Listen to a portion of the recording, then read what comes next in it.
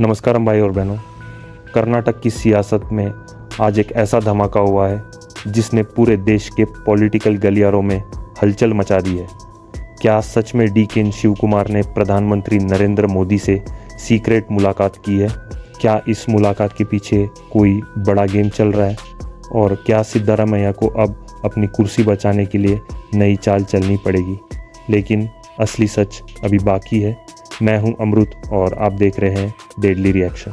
दोस्तों, कर्नाटक की राजनीति पिछले कुछ हफ्तों से सस्पेंस थ्रिलर से कम नहीं लग रही। एक तरफ मुख्यमंत्री सिद्धारमैया हैं जो अपने गुट को मजबूत करने में जुटे हैं, वहीं दूसरी तरफ deputy CM DK Shivakumar हैं जो अब हर चाल को शतरंज के ग्रैंड मास्टर की तरह खेलते दिख रहे हैं।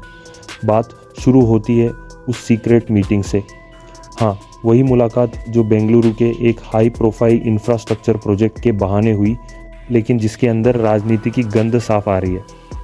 रिपोर्ट्स के मुताबिक मोदी और DK शिव कुमार की ये मुलाकात सितंबर 2025 के आखिरी हफ्ते में हुई थी, जहां बेंगलुरु के डबल डेकर टनल रोड और फ्लाईओवर प्रोजेक्ट्स पर चर्चा की गई। लेकिन सवाल ये है, क्या सिर्फ प्रोजेक्ट की बात हुई या सत्ता की भी कोई स्क्रिप्ट लिखी गई?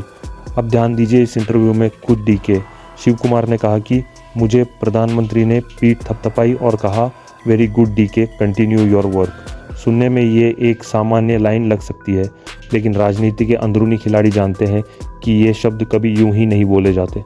उसी वक्त उन्होंने ये भी जोड़ा, कुछ बातें ऐसी हैं जिन्हें मैं यहाँ नहीं कह सकता। बस यहीं से शुरू हुआ सस्पेंस। आखिर ऐसी कौन सी बात थी जिसे कहने से भी शिव कुमार हिचक गए? क्या वो भाजपा के किसी ऑफर की ओर इशारा कर रहे थे? दरअसल ये पहला मौका नहीं है जब बीजेपी का नाम DK शिव कुमार के साथ जुड़ा हो। उन्होंने खुद FKCCI हॉल में 2024 के दिसंबर में एक किताब रिलीज के दौरान कहा था कि 2019 में जब मैं जेल गया था तब बीजेपी ने मुझे डिप्टी CM बनने का ऑफर दिया था। उन्होंने साफ कहा, मुझे फ़ोन आया था, दिल्ली से पूछा गया डिप्टी CM बनोगे या जेल जाओगे? मैंने कहा मैं जेल जाऊंगा लेकिन अपनी पार्टी नहीं छोड़ूंगा। अब सोचिए, जब ऐसा ऑफर एक बार आ चुका है तो क्या अब की मुलाकात किसी नए ऑफर रीडिस्कशन का संकेत तो नहीं? भाई और बहनों, राजनीति में टाइमिंग ही सब कुछ होती है।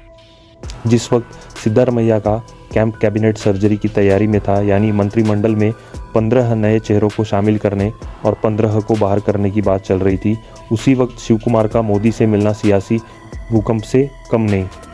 क्योंकि अगर ये मीटिंग सिर्फ इंफ्रास्ट्रक्चर के बहाने थी तो ये सवाल क्यों उठ रहा है कि हाई कमांड को इसकी जानकारी थी या नहीं?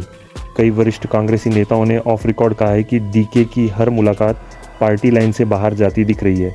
अब बात करते हैं इस पूरे घटनाक्रम के इम्पैक्ट की। अगर ये बातचीत सिर्फ विकास योजनाओं तक सीमित थी तो सिद्धारमैया को डर क्यों है? और अगर इसमें कोई पॉलिटिकल संकेत था तो कांग्रेस हाई कमांड क्यों साइलेंट है? यही तो कहानी का ट्विस्ट है। राहुल गांधी से शिव कुमार की मीटिंग पिछले 2 महीनों से टल रही है, जबकि सोनिया गांधी ने नवंबर तक धैर्य रखने की सलाह दी है। अब धैर्य की सीमा भी तो होती है ना? कानूनी और राजनीतिक लिहाज से देखें तो DK शिव कुमार के पास 3 रास्ते हैं। पहला, पार्टी के भीतर रहकर हाई कमांड पर दबाव बनाए रखें। दूसरा, न्यू फेडरल फ्रंट जैसे किसी गैर भाजपा गठबंधन में किंग मेकर की भूमिका निभाए। तीसरा, बीजेपी से प्रोजेक्ट कोलैबोरेशन के बहाने रिश्ते सुधारें ताकि भविष्य की डीलिंग आसान हो सके। लेकिन क्या वो सच में ऐसा करेंगे या सिर्फ ये मुलाकात हाई कमांड को मैसेज देने के लिए थी कि मैं कोई साधारण नेता नहीं, मेरे पास भी नेशनल ऑप्शंस हैं? अब दूसरी तरफ सिद्धारमैया कैंप की रणनीति देखिए। वो खुलकर कह रहे हैं कि कैबिनेट सर्जरी निश्चित है लेकिन मुख्यमंत्री वही रहेंगे। सवाल उठता है, अगर सर्जरी तय है तो स्कैल्पल किसके हाथ में होगा? क्योंकि DK शिव कुमार अब वो सर्जन नहीं रह गए जो सिर्फ आदेश माने, अब वो खुद ऑपरेशन पावर प्लान कर रहे हैं। भविष्य की तस्वीर साफ है। नवंबर 2025 कर्नाटक की सियासत में निर्णायक महीना बनने जा रहा है। अगर कांग्रेस हाईकमांड ने डिले किया तो DK अपने रास्ते खुद चुन सकते हैं, और अगर मौका दिया गया तो वो सिर्फ डिप्टी नहीं, सीधे CM चेहरा बनकर सामने आ सकते हैं। लेकिन असली सवाल यही है, क्या मोदी के साथ मुलाकात सिर्फ संयोग थी या रणनीति? आपकी राय क्या है?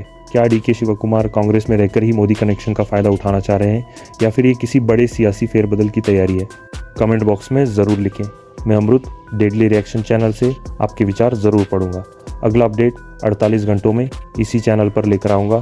जहां हम बताएंगे कि नवंबर में डीके की राजनीतिक जर्नी किस दिशा में बढ़ रही है।